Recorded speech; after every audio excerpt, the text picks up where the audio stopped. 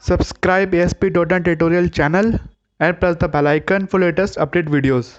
Friends, welcome to my channel AspDotNet tutorials. Welcome to Bootstrap 4 tutorial series. So friends, today we have learned inline form in Bootstrap 4.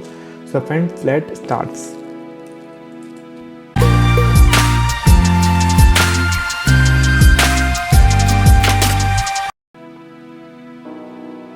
So friends, in last video we have learned a simple form, and friend, in this video we have learned a inline form.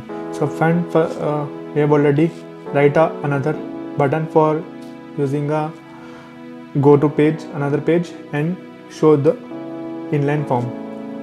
You have to see this. I'm creating already form and using the page name.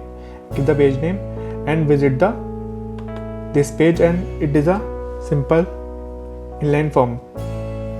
So friends, you can see this, and friends, we have using a class for form inline class for using a inline form inline. It's a basically class for a simple form creating in a single line using a first name, last name, and right ka submit button. So friends, first I will show you the inline form class, how it see. And first we have refresh the page, button is showing, and we click the button, and when you can see it's a single inline form.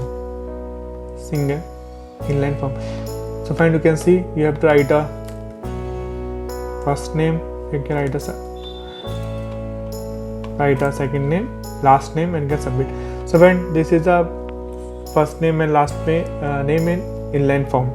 I hope friends you like the video. If you like the video, friend, please like, share, and subscribe my latest video updates. Press the bell icon for more information, like my Facebook page, follow on Instagram and Twitter. And if you have any query, friends can ask me, comment or email. And visit my website www.asp.nettutorials.com. And thank you for watching videos.